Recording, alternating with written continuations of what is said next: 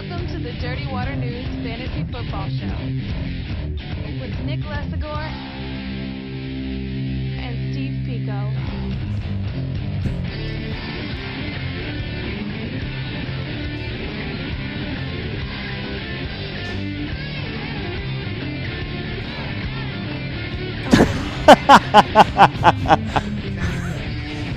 Not funny. I was like, there's no way our intro's 6 seconds.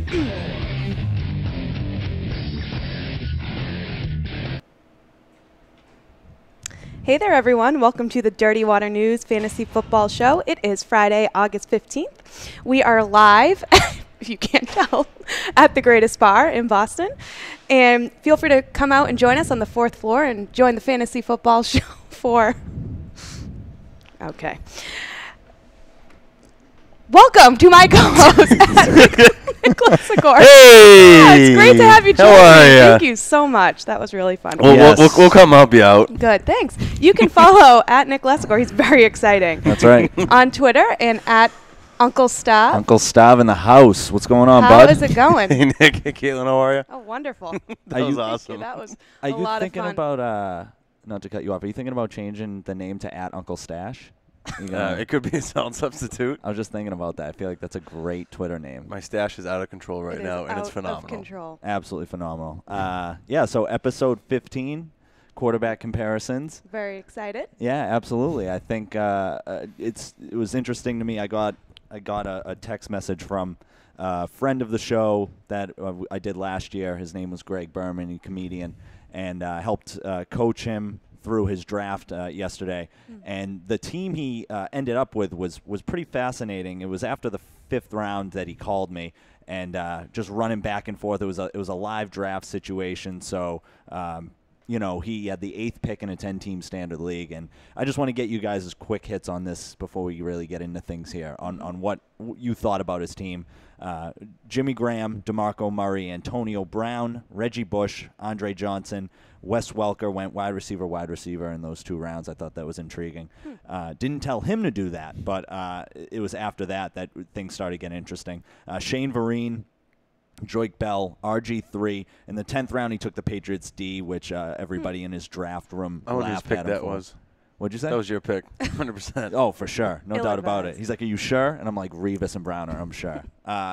Patriots defense in the 10th, 11th, Terrence Williams, 12, Darren McFadden, and then in the 13th, Steve, Jordan Reed, which Wow. I thought was more intriguing for where he was drafted than than the fact that he took him, because their flex spot includes a tight end. So I thought that was intriguing. Tony Romo in the 14th to back up RG3, who's obviously injury prone. 15th, Josh Gordon. Nice. And then 16th, he took a kicker. So I told him to go Josh Gordon in the 15th. I wanted to know what your thoughts were just in terms of just taking a chance. I mean, you don't know. And I just feel like the process with Josh Gordon, we're going to touch on Cleveland in a little bit, but the process with Josh Gordon is just taking so long that the likelihood increases more and more that he ends up not getting suspended that long. Yeah, I mean, if you're doing the early drafts now, you kind of have to take a flyer on him. That's a 10-team league. Right. Every team in a 10-team league is going to be stacked. For sure. From 1 to pick 16, you're picking legit guys. So taking Gordon in the 15th is right where I would take him in a 10-team draft. But you reading it off, his first 4 guys to me, just except for Jimmy Graham, kind of felt like leaps. You're taking Bush in the 4th round, you said, and Right. Antonio Brown in the 3rd. Yeah, I like Antonio Brown in the 3rd. He's a solid wide receiver 1. What I didn't like in terms of this team specifically was Andre Johnson and Wes Welker back-to-back. I hear you with those guys. In the 5th, I think you could have went, if he was available, Rashad Jennings, and you could have shored up that running back spot a little bit more. But I think that in terms of the running backs he got with Shane Vereen and Joik Bell, I think Vereen's going to be super solid, like I've said. And in terms of the flex spot, to me, I'm starting Jordan Reed most weeks. I mean, the guy's going to be an absolute animal. He's got RG3 as his quarterback, and, that offense should be one of the top 5 to 7 offenses in the NFL next year, especially in fantasy leagues. So Jordan Reed, you've heard nothing but good things in camp from him, and I think that it's going to be one of those situations where you find yourself starting Jordan Reed in that flex spot. If you're Greg, you find yourself starting Reed a little bit more often than you would maybe a Shane Vereen or a Joik Bell. Reed could actually bring back value. He plays well. He can go into your tight end role, and then you could try trading Jimmy Graham. You can probably get a lot in return for Jimmy Graham, a #1 running back.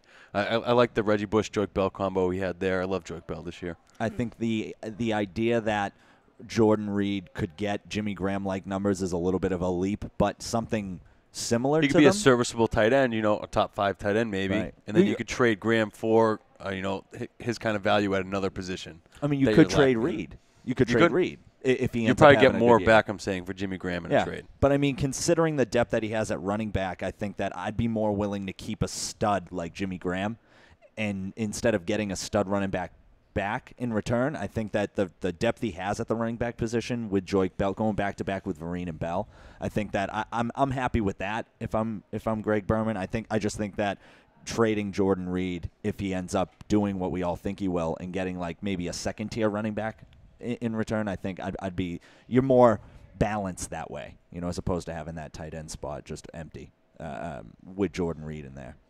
Take that, Greg. Boom. Clearly couldn't have done it without you. Good job. All right, let's move on. Quarterback camp controversies. So taking a look around the league, obviously we do have some camp battles going on. Even as we're halfway into August, there are still some teams who don't quite have their quarterbacks set. So let's take a look at the Jets, who kind of haven't gotten it right with the quarterback situation in the past couple of years. That's a great way to say it. And, they've taken another big name, potentially backup quarterback. So what do you guys think in terms of Geno Smith and Michael Vick? Obviously sounds like ownership is backing Geno, but what do you think of seeing Michael Vick at some point during the season?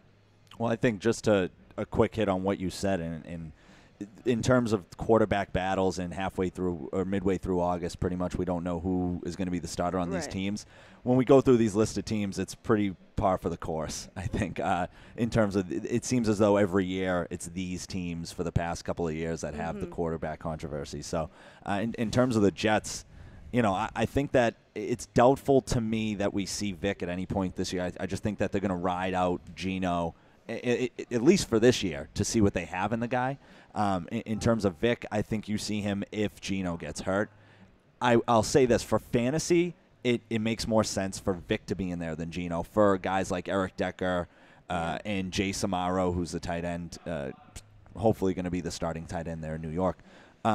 I just think it makes more sense for a guy like Vic to be in there as opposed to Geno Smith. So in terms of fantasy relevance, I think Vic is the guy, but the Jets are going to go with Geno Smith. They believe in him. Yeah, I mean, all signs kind of show that Geno Smith is going to be the one getting the snaps in New York.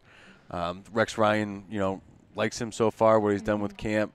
I'm very low on Geno Smith, and friends of the podcast who have heard me talk about Geno Smith will understand that. But I think I'm a little down on him maybe this year than I should. He finished with 9 games last year of 12-plus fantasy points, which was very surprising to me when I was looking it up. And that's not that good, though. I mean, it's not that's good, not but good for quarterbacks. I thought it was going to be a lot worse. Yeah. I didn't think it was going to be, year. maybe that high. And he actually finished the season at a pretty decent rate. He finished with last 4 games, 21 points, 13, 27, and 18. And that was against Oakland, Carolina, Cleveland, and Miami. A couple decent defenses in there. So it was signs that he was going up. So to me, fantasy, I'm going to go Geno Smith over Michael Vick, just off the signs that he did well last year towards the end, and I like the offense better going into this year.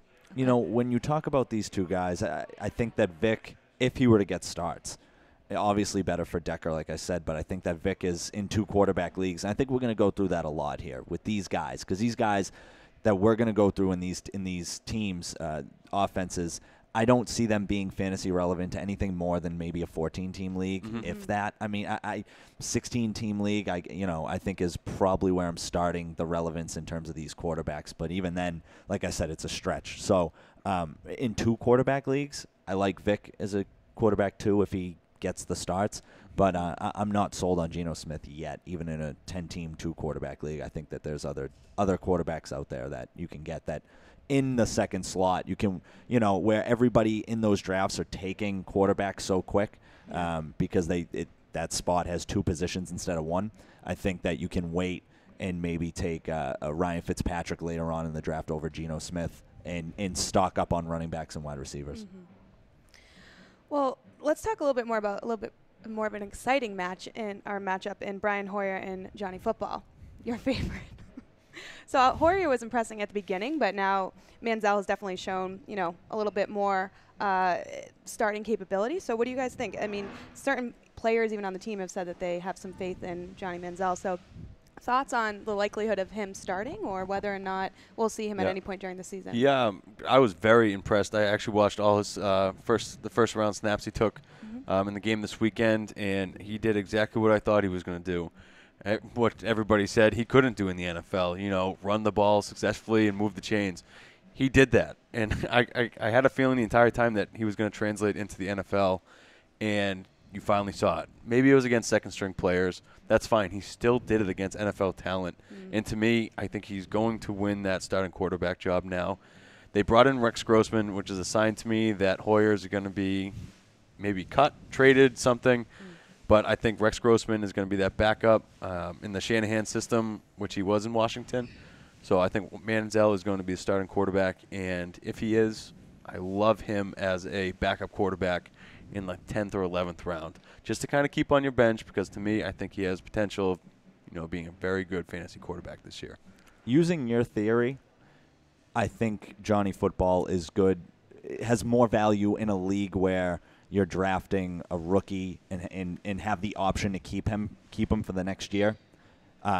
Using your theory, Hoyer is going to be the week 1 starter, and I would put almost my house on it. I think that it would be a huge dissatisfaction, disrespect to Hoyer not to give him the start after, at least try him out after seeing what he did last year before he got hurt. And I maintain that. I think it almost doesn't matter how well Johnny Football plays. I think that Hoyer getting the week 2 start here in preseason is telling.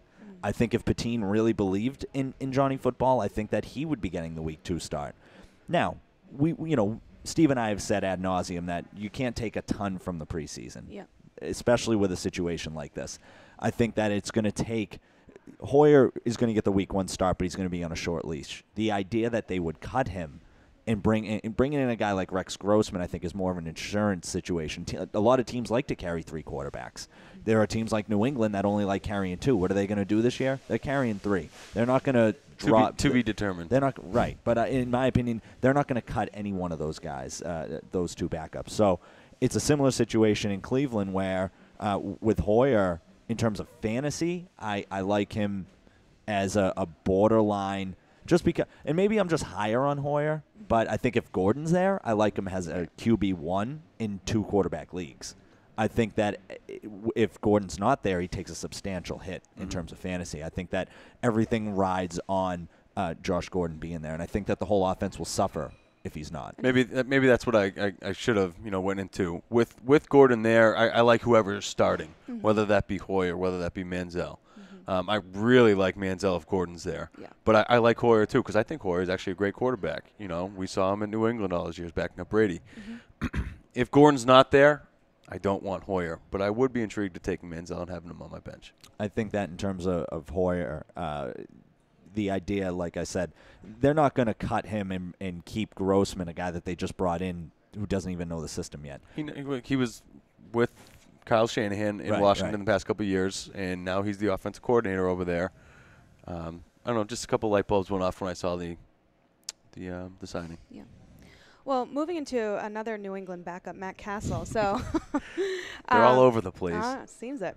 So leading up to the draft, so in Minnesota, we have Matt Cassel and Teddy Bridgewater, who was definitely considered one of the more NFL-ready quarterbacks. So considering those 2 and that, information, what do you think? Do you think he even has a chance to beat out Matt Cassel for the starting job? The report I read today is that he doesn't have a shot. Cassel is the week 1 starter, and most to all of the players in the locker room believe he will be the week 1 starter. In their first week preseason game, Bridgewater went 6 of 13 for 49 yards, didn't move the ball well at all.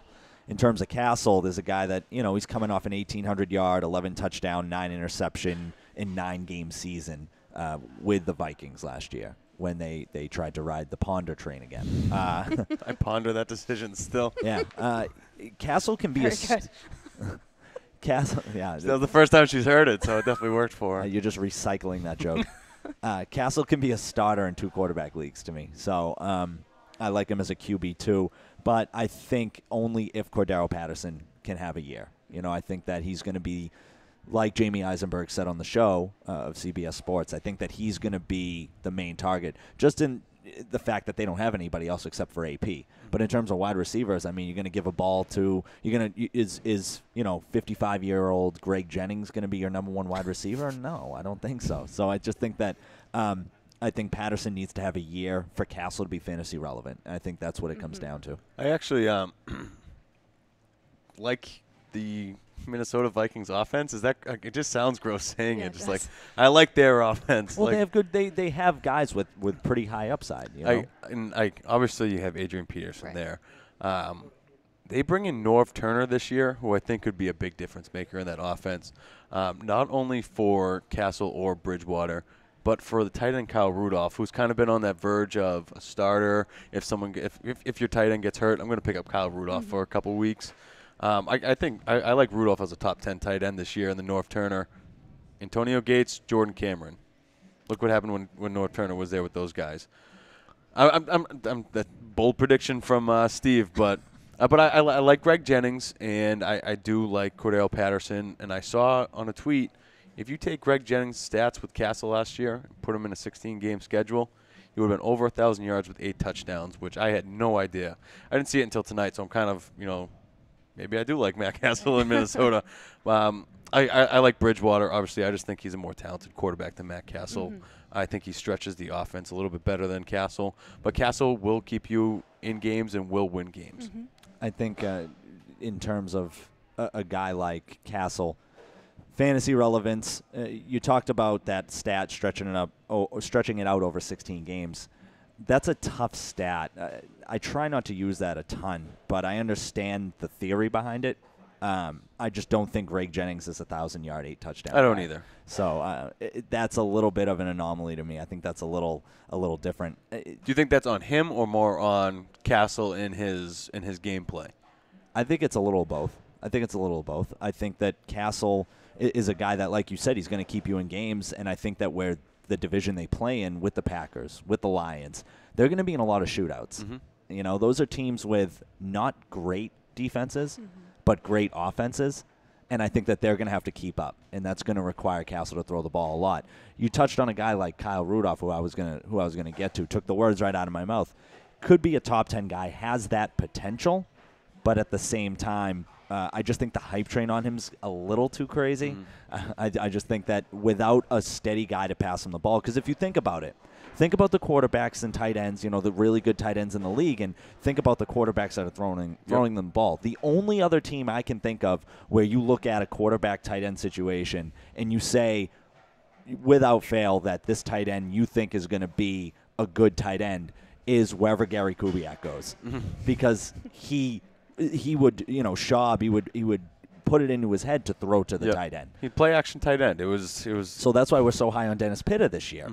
And I don't even think Joe Flacco's a good fantasy quarterback, but I just think that he's going to be looking for Pitta, because Pitta is the tight end is the security blanket in the Gary Kubiak offense. It was already his, security blanket before Kubiak was in his offense. So I guess I can't think of another situation. That's a unique situation. So when you look at a tight end, you look at the pass, the thrower, that's the guy that's throwing him the ball, essentially. And I just don't believe that in that offense with that quarterback. I believe it in the offense. I don't believe it with the quarterback. Could you say Miami maybe with Tannehill and Clay? I mean, that's is that kind of the same thing you're getting at? Yeah. Well, I think that Miami situation is also a little unique, just in the sense that Bill Lesogor is there now, and he was the Philadelphia offensive coordinator or quarterbacks coach. But they want to run a Philadelphia-style offense, and that's going to require hiking the ball with 25 seconds left on the play clock, and that's going to open things up for an athletic tight end like Charles Clay for sure. Cool. Well, we talked a little bit earlier about. It is cool. It's very cool. It's very cool. Don't just say cool and then slide onto it. Say that was awesome and then proceed to say, the next one. Nick, you won that argument again. That was a synonym for whatever. Right. Okay. So, RG3 and Kirk Cousins. This is exciting. Do we think there's any chance that in a Jay Gruden offense that we see Kirk Cousins. I mean, there was some chatter when the Patriots and the Redskins were in camp that Cousins was out playing RG3. Any, thoughts as to whether that could even be a possibility and whether it's relevant? I'd like to say something. As we see the background of the Redskins beating the Patriots right now, Kirk Cousins is he's a great quarterback. Great quarterback. Great quarterback. You think he's a great quarterback? I think he's a great quarterback. Okay. I think he could be a franchise quarterback on many teams. He's not going to play in Washington. It's just not going to happen. And again, I will say it. He is a franchise quarterback somewhere else. Mm-hmm. But everybody bought RG3 jerseys. He's the face of their franchise. Absolutely. He was the face until he tore it. Right. So it's not going to be in Washington. So to me, unless RG3 gets injured again, he just has no fantasy relevance to me. And I feel bad for the guy because they drafted him the same year as RG3, but they traded all those picks and they gave him the key to the city. And Cousins just isn't. He's not going to get in unless an injury. Mm-hmm. Yeah, I second that. I think Dan Snyder invested too much in RG3 to just let the coach just sit him for no matter how bad he does. I think barring an injury, I think RG3 is the guy. And like I said, it doesn't really matter to me how bad he performs. They didn't get decent offers for Cousins in a trade. That's why they didn't move him. Yep. I think the hype train on Kirk Cousins, and not to use that hype train, a lot, but I think the hype train on Kirk Cousins is a little out of control. I think that if a team really valued him enough that they would have traded for him, like the Ryan Mallett situation. I don't think either one right now is a starting quarterback in the league, maybe for Oakland, but I think that if I went out and tried out for Oakland, I might have a shot at it. So, well, you were the flag football MVP. That was wide receiving, so yeah. Randy Moss, 07. We said 09. You said 09. It was the 09. I said Randy 07. Moss. I was setting records, pal. RG3 should have the best year of his career with these weapons. Really should. Deshaun Jackson, Garcon Reed. So Alfred Morris, I saw something on Morris, just a quick hit. They want him to catch 25 balls. Would that be 25 more than his career? Yeah, I mean, Halou is there to catch balls. Yeah. So that's not going to be Morris's game. But I just think they have a lot of guys who can make plays in that offense. So I think RG3 is primed to have a great year. But if you do draft RG3, I would advise definitely grabbing a backup like a Tony Romo, which is what Greg you go like 8, like RG3 in the 8th, maybe grab someone in the 9th or 10th back-to-back as a quarterback. I mean, you could. Greg in a 10-team league got Romo in the 13th. Or in the 12th. So I think that you can do that. I mean, you can wait a couple of rounds. Jay Cutler will be there. I like Jay Cutler there too. So I think that depending on where you draft RG3 determines a lot in terms of where quarterbacks in general are going, Steve. Mm-hmm. If RG3 is falling to the 8th round like he did in the Greg Berman's draft, I think that you can wait. But if you're getting RG3 in the 5th and you're reaching for him, maybe quarterbacks are going a little higher than you think. Probably runs. Those quarterbacks are going to start going. Everybody who needs a quarterback is going to jump and take one. Right. Well, you mentioned Oakland earlier, who now has the luxury of choosing between Matt Schaub and Derek Carr. Don't sleep on Derek Carr. Yeah. Okay. So tell us what you think. I don't know if the most thing that's their practice this week. So Derek Carr is going to be great. Like you say that, like me saying Kirk Cousins is like him being great is just like timeout. Like stop the press. Like this guy, like Kirk Cousins is like a legit quarterback. I mean, he's done well. Right. I mean, Hoyer's going to get released. Go on with your Derek Carr thing right now. Right. At some point, Hoyer's going to get dropped this camp. So, in terms of these two guys, Schaub's going to get the start. I don't think that that's really a debate right now. Carr hasn't really been turning heads in camp, and they traded for Schaub, so they obviously have something invested in him. This isn't a Matt Flynn in Seattle situation where Russell Wilson in camp his rookie year is just turning heads. It's not that type of situation. I think it's more of this is a certainty. Schaub is he's more of a game manager. He's a veteran in the league. If you're going for wins, and Schaub gives you the best chance, I guess. The first preseason game, Schaub's first throw should have been intercepted. This is an idea of what you're going to get for the season. That is Matt Schaub in a nutshell. That is absolutely, and it doesn't like in terms of Schaub, you're going to get more of the 2013 Schaub. So, Man, everybody wants that on their team. Schaub in 2009, it was his best year. 4,700 yards, 29 touchdowns, 15 interceptions. A lot of, the interception total was a little high.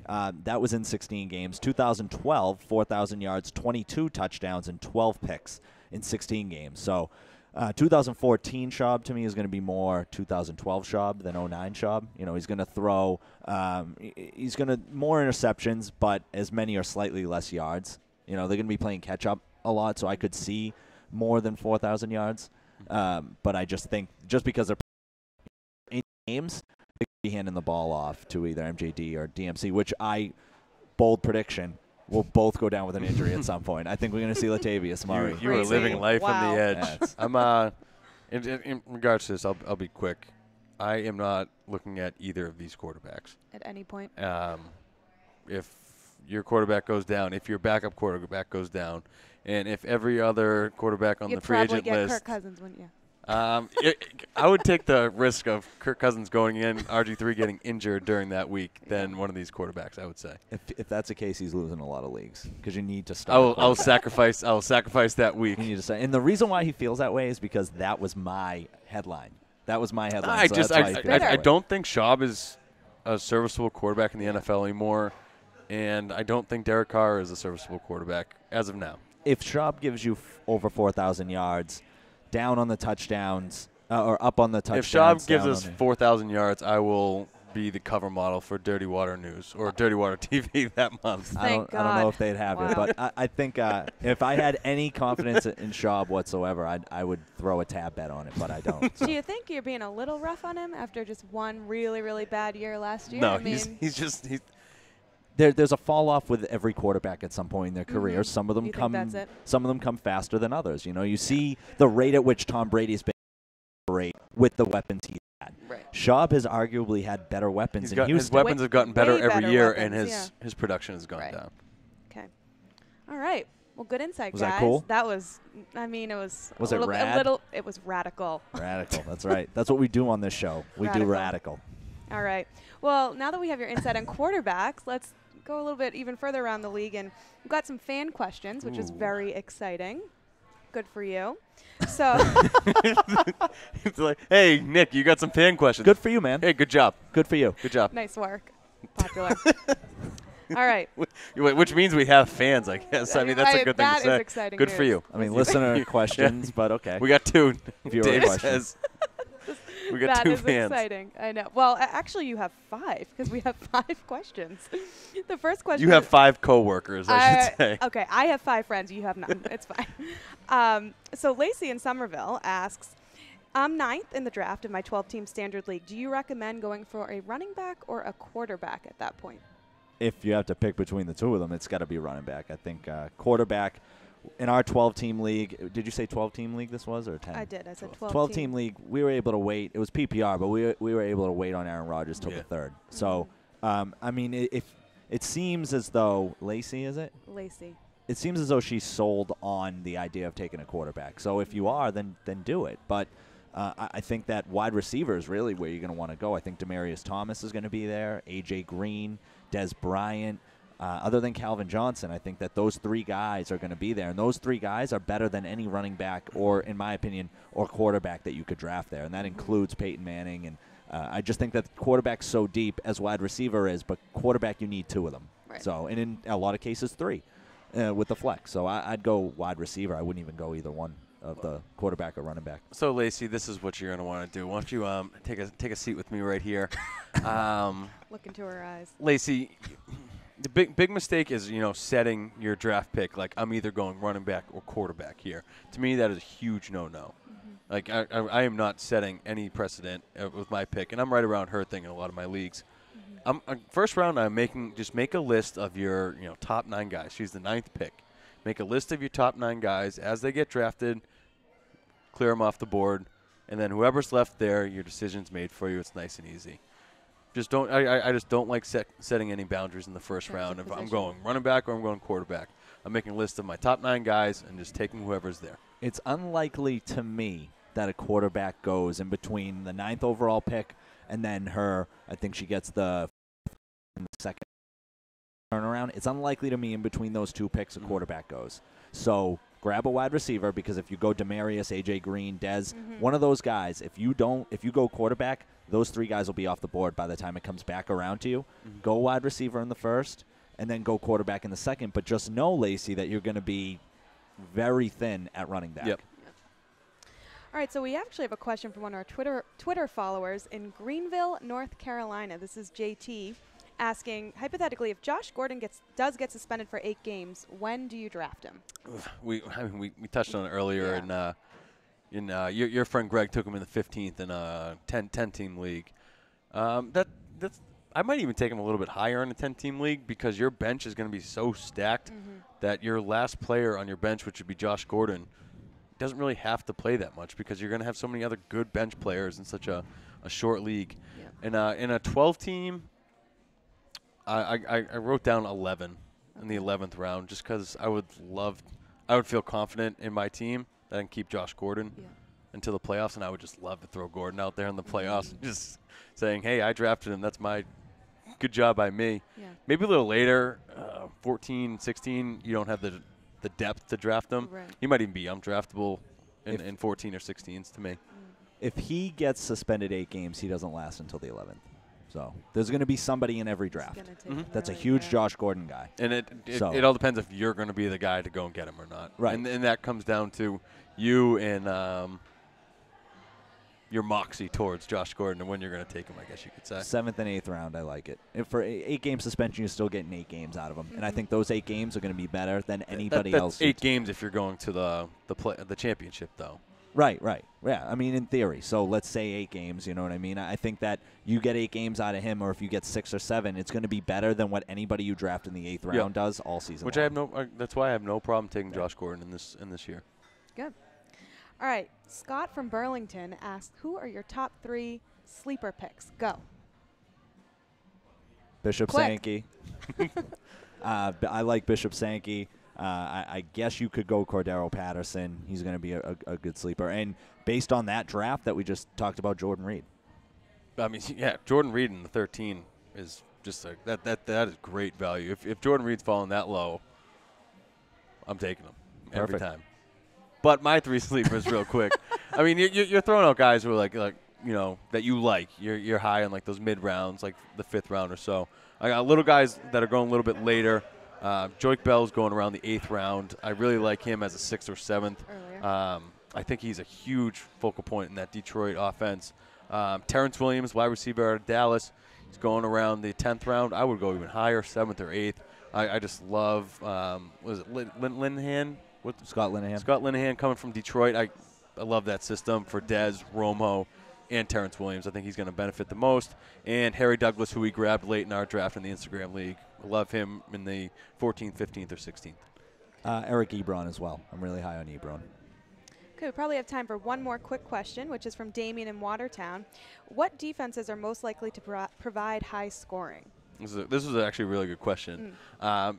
If you're a friend of the podcast show, you know where I think I love pass rushing defenses, which is why I like the Rams. If you can get to the quarterback, you're going to cause errant throws, and you're going to get interceptions, which will lead to pick sixes. It's very hard to determine who's going to get pick sixes in the year, but if you can get to the quarterback, you're going to cause interceptions. That's your best chance to get pick sixes. Rams, Patriots, Denver, Chiefs. Who else do I have written down? San Fran. I mean, those are the defenses that are going. I think you're looking at Cincinnati, Arizona too. Is going to be in that conversation. I wrote a sleeper down: Jacksonville Jaguars. That's awful. Gus Bradley bringing the Seattle of the South out in Jacksonville. They looked great last night against Chicago. That's my sleeper defensive pick for this year. Mark it down. Bold prediction. Good job. All right, guys, that about wraps it up. I guess your look is just like, did he really just say Jacksonville? I guess that about wraps it up. Nick's in shock. That's right. All right, so that is it for us on episode 15 of the Dirty Water News Fantasy Football Show. Make sure you follow us on Twitter at Nick Lesogor, at Uncle Stav, and at Katelyn Jean. On August 23rd, CBS Scene, Jamey Eisenberg and Dave Richard from CBS are going to be hosting a fantasy draft party. You guys are going to be there? Yeah, we will be there. Awesome. 10 a.m. prizes, raffles. They're going to be giving out fantasy advice. They're going to be doing a draft, too, live draft. It's going to be a good time. Can't wait. Good. Sounds good. Well, it should be fun. And Thank you. Oh, God. No, please go. No. Instagram at DWN Fantasy Yes. Football Show. I just want to hear Katelyn talk more. Go ahead. I know. The floor is yours. A lovely voice. It's been a pleasure being with you all this evening. Adios. Thanks, guys. Peace.